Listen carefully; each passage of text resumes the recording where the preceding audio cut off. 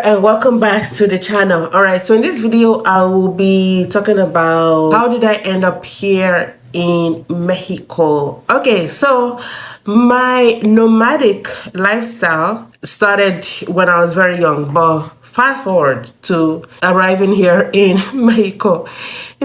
So I've been living here altogether for 3 years almost. Now I'm shooting this video at the end of November. I arrived in Merida, so it's a city called Merida, Yucatan. It's in the Gulf of Mexico, and it's in the southeastern part of Mexico, very close to Belize, very close to Cancun as well. And I arrived here on the 4th of December, I believe, of 2020. So yes, I arrived during the pandemic. And that was my second time actually in the country of Mexico. My first time here was in this January 4th, I believe, as well, 2018, when I was escaping the great winter of Canada. The great winter of Edmonton, Alberta, to be specific. I was escaping it. I was like a winter refugee, sort of. Yes, a winter refugee. And I had to seek refuge in Mexico. And I'm so fortunate and so thankful and so grateful that they accepted me. And yeah, so my first city in Mexico then was in Puerto Vallarta, because then, well, still till now, you can catch a direct flight from Edmonton to Puerto Vallarta. So, and I took that because I wanted to be close to the beach so bad. And yeah, that was in 2018. So I hopped around, you know, the country. I visited quite a few cities. I went from Puerto Vallarta. I spent about 6 weeks in Puerto Vallarta. I went to Guadalajara for about a month. I loved it there. I took a 1-month Spanish class so I could actually communicate, because before that I was speaking in sign language. I wasn't even using a translator app because I felt a little bit unwise, unintelligent using translator app. So yeah, I had to take a crash course, a beginner course on Spanish in Guadalajara. Yeah, so I took a bus. I took Primera Plus, I believe. So it's a long distance bus from Puerto Vallarta to Guadalajara. It was a beautiful trip. And then from Guadalajara, I flew to Mexico City. Woo! And I was like, wow, this is a city. Oh, wow, I love Mexico City. Up until then, that was my favorite city, hands down, in any country I've ever been to. Mexico City, because each neighborhood had like its own charm. Each neighborhood had like pretty much its own system, sort of, right? So I lived in Roma Norte, so I rented an Airbnb there. Roma Norte, I believe, and I was really close to Condensa. So I was pretty much in the, I was in the happenings pretty much. You could easily take the metro, which then cost 5 pesos, and it still costs 5 pesos for, according to my knowledge, several years later, just 5 pesos. So very affordable to take the metro, and then they had all sorts of public transportation systems. So they had the Metro bus, they had the regular buses, they had mini buses, and yeah, they had everything. So it was very easy to commute or to move around in the city. So I didn't even notice that the city had really bad traffic, and during rush hour it could get congested because I took the metro or the metro buses, so they have like their own special lanes, right? So the metro buses or the underground subway, pretty much the whole time I was there, so I didn't even notice that Mexico City can get congested and it can take you a long time to get from one end of the city to the other end. I was oblivious to that fact. And yeah, so I spent about a month there, and then from there I went to Acapulco. I wanted to go check it out, so I took a bus. It was about a 5 hours bus ride from Mexico City to Acapulco, Guerrero, the state of Guerrero, and just to go check it out. And after visiting Puerto Vallarta, I felt a little bit disappointed by Acapulco, because Acapulco used to be Cancun back in the day, right? It used to be the Cancun. So yeah, but it was fun being on the beach, and I stayed in Acapulco for maybe 3 weeks.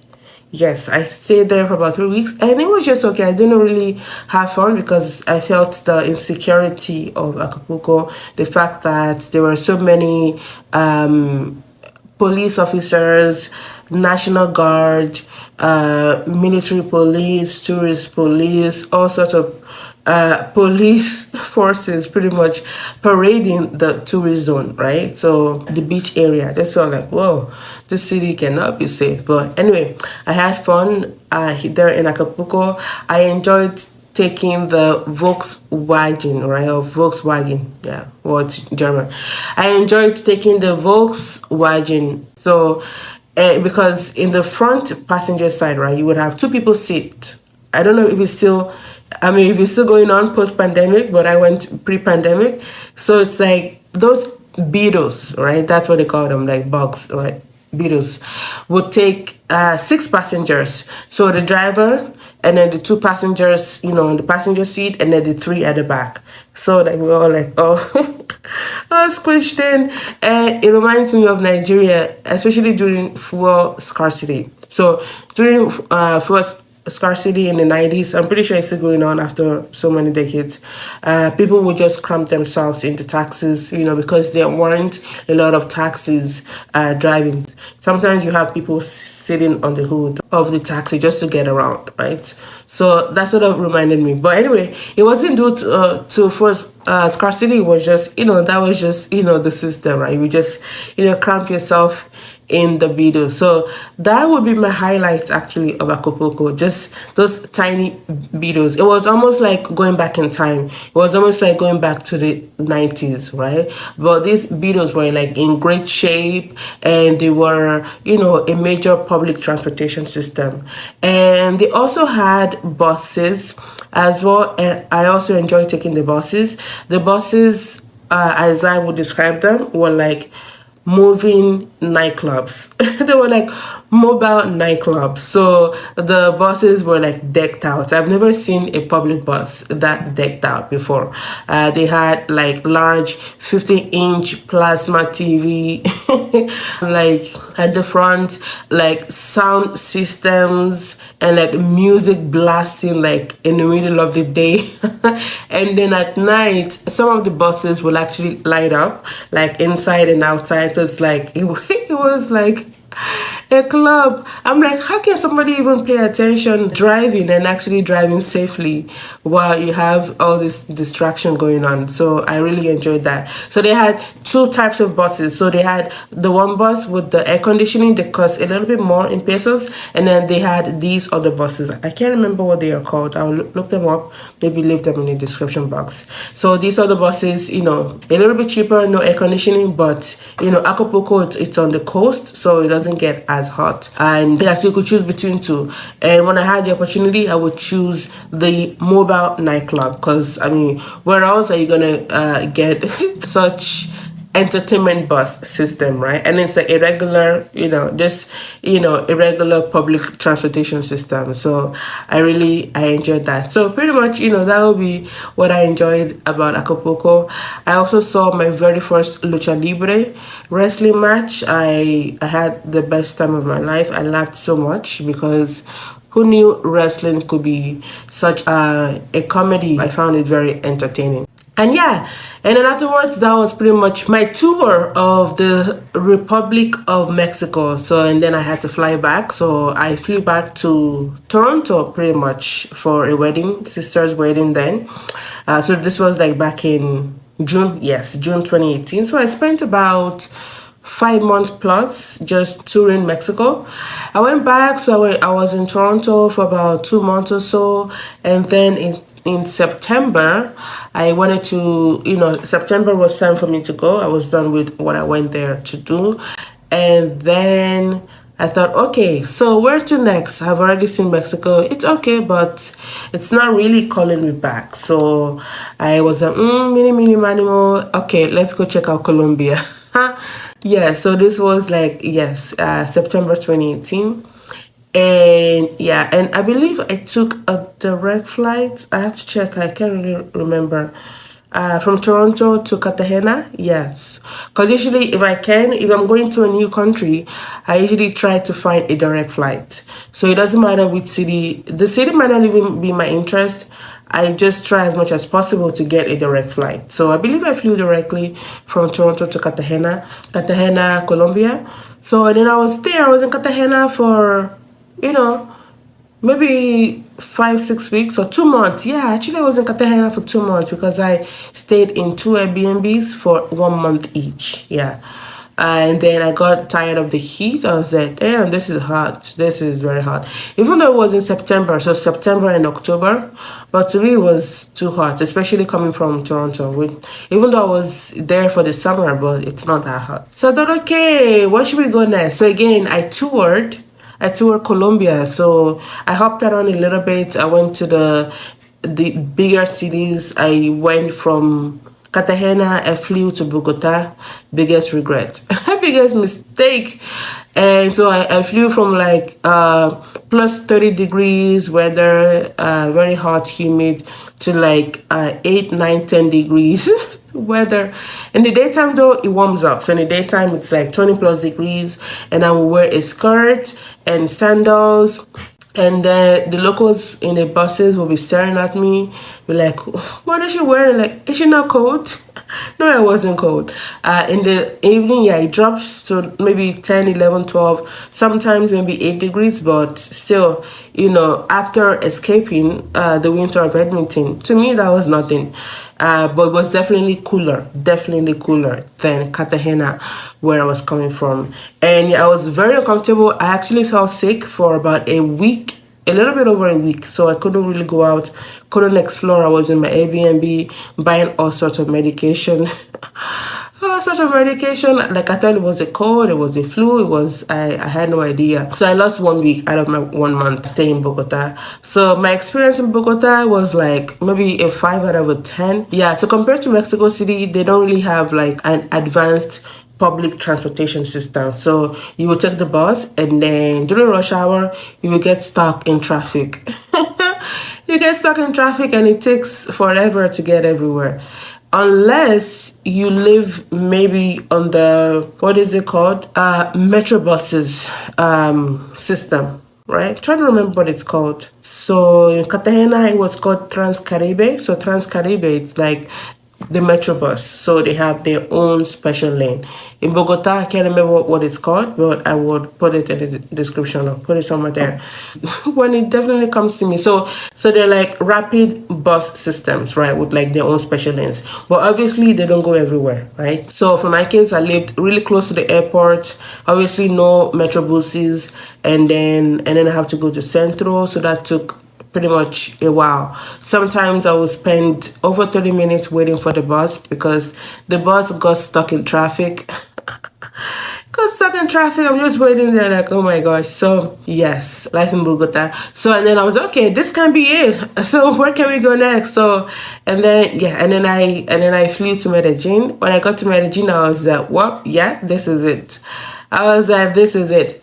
Now, the same reason why I chose Merida, where I'm living in right now, is the same reason why I chose Medellin. So I usually know if a city is for me on the first day. It doesn't take me days, it doesn't take me weeks. The very first day, within a few hours, I already know this is my city. So in Medellin, the reason why I knew, okay, this is going to be my city, was the view coming from the airport. So Medellin is actually in a valley.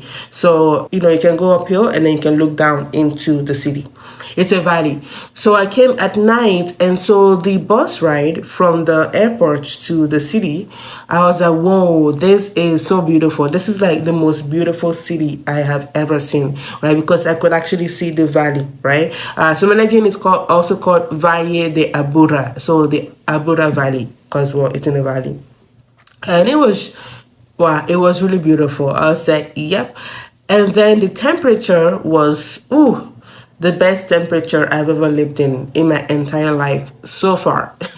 It's like high 20s. In the summertime, it's like low 30s. And the locals are always complaining by the fact that it's so hot. I'm like, hot? Really? Have you been to Cartagena? And now living in Merida, it's like, have you lived in Merida? This is like perfect weather, y'all. So in Medellin, so most apartment buildings, people live in apartment buildings because everything is like congested. Most apartment buildings, as long as you have a window, like an external facing window. So I stayed in a lot of Airbnbs. In Medellin, I stayed in about maybe 20 Airbnbs in like my 2 years there. And I always ask the host, does this Airbnb, does it have a window, and is it facing outside or is it facing a hallway? If it's facing a hallway, meaning it's an internal window, it's gonna be hot. But I mean, it's bearable, it's okay, it's Medellin. But I prefer, you know, to look outside, see nature, get some fresh air blown in. So yes, so as long as you have a window that's facing outside, you're good. You don't need a fan, you don't need air conditioning, you don't need heater, you don't need, you know, especially if you live like in a high rise. At night it gets, you know, you get a lot of breeze, right? So that cools you down. So yeah, so I loved it. So my first Airbnb was okay. I stayed in Bejo, which is like north of Medellin.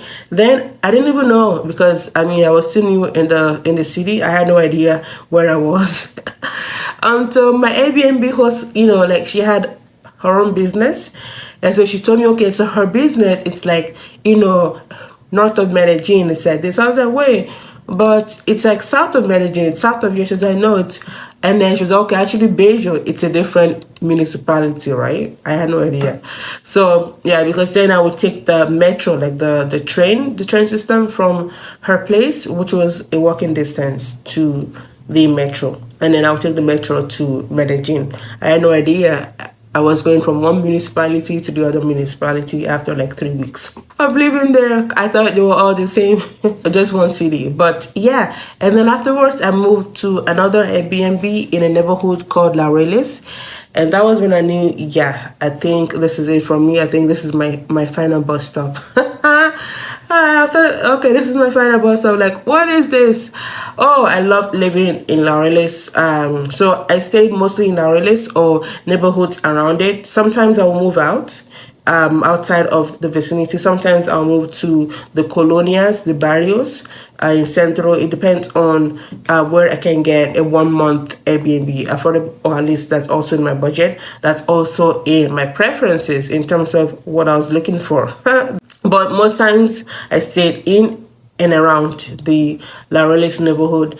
And the reason for that is because it's a flat zone. So I mentioned that Medellin, it's a valley. So some people live like at the very bottom, like the flat surface of the valley. Some people live like on the mountain, like the valley aspect, like the mountainous area. So the very slopey areas. And girl, my calves, even though my calves are like very strong, I'm like, I'm not hiking every single day to go home and come back or to go anywhere. I'm not hiking. I'm walking like a normal person, not living like in these steepy neighborhoods. So Poblado is like that. Poblado, it's a very touristic zone. It has a lot of hills and slopes, and I'm like, nope, we are staying here. Yeah, so I stay in and around, and also it's very local. So it's very rare to see tourists or foreigners. You will see them obviously because it has its own amenities, so the clubs and bars and such in that area, and of course the estadio is in the Laureles neighborhood. So but it's still very much local, but it's like also elite as well. So depending on what part of Laureles, what building you're living in, things could go up there. But I just love the fact that they had the panaderias, the coffee shops, the restaurants, and just nice places, right, to go to and to work out of if you are into working from a coffee shop. I prefer working from home because I can control the noise level, and also it's not as distracting. All right, so and then fast forward 2 years later, the pandemic came, and then lockdown, and then airports were closed. But I stayed put in Medellin because, like I said, at that time I thought Medellin was like the best thing ever, after Mexico City at least. So I stayed put. I was like, there's no way I'm going back to Edmonton. Never. So I stayed in Medellin. I mean, why not? Affordable living, good weather, good food, good people, why not? So yeah, so I stayed, and then eventually when they opened up airports, right? Now let me tell you how much I love living in Medellin. I loved living in Medellin so much, I overstayed my welcome. I overstayed my welcome, yeah. Some of you might be thinking, but oh, that's illegal. It's not illegal, no, in Colombia, no. Well, at least as of that time, it wasn't illegal to overstay. As a matter of fact, before I overstayed, I went to go speak to one of the customs agents at the immigration office. And the guy was like, no, it's not a big deal. You know, it just, you know, you're just gonna have to pay every single month that you overstay, and it's gonna be about so the first month it's $100, right? And then afterwards it's about 40,000 pesos. 40,000 pesos then, with the exchange rate, it was about $10 a month, right? $10 a month versus having to fly out of the country, go get another Airbnb for 6 months. Like, obviously it was a no-brainer to just, you know, overstay. So I was like, okay, yeah, I'll just overstay, and then when it's time for me to leave, I'll just pay the fee and then leave. So that was pretty much what I did, sort of. So in September, when they opened up airports, you know, publicly, I flew out of Medellin because then I couldn't wait to escape. I couldn't wait to escape Medellin, even though, I mean, I had enjoyed living there, but after the whole lockdown situation, even though it wasn't as bad in Medellin, I could still go out grocery shopping. Of course, nice weather. It was really quiet and such. I changed my Airbnbs. I got my own place, high rise, good view, beautiful view. You could see the north versus the south. You could see the nice place, the nice neighborhoods versus, you know, the barrios. You could see sort of the contrast, especially at night with the street lights. You know, it was like you could see major buildings in the city pretty much from my floor, which was on the 11th floor, I believe, right? So it was good. It was good. I loved it. I enjoyed it. But I just wanted to change my environment. I wanted to, you know, just leave for a while, for a few weeks or a few months, and then come back. Did I go back? Did I go back? No, I didn't go back. I didn't go back to Medellin. I didn't go back to Medellin. Instead, I came to Merida, Mexico. Well, I came to Merida, Mexico. Yes. Alright, y'all. So what I'm going to do is I will split this video up into 2 parts because it's a little bit long. Yes, it's a little bit long. It's my first time actually telling my story about how I ended up in Merida, Yucatan. And I didn't even know that I had such a story to tell. So I will split this up into 2 parts. So I'll see you guys in part 2 of this video. Ciao.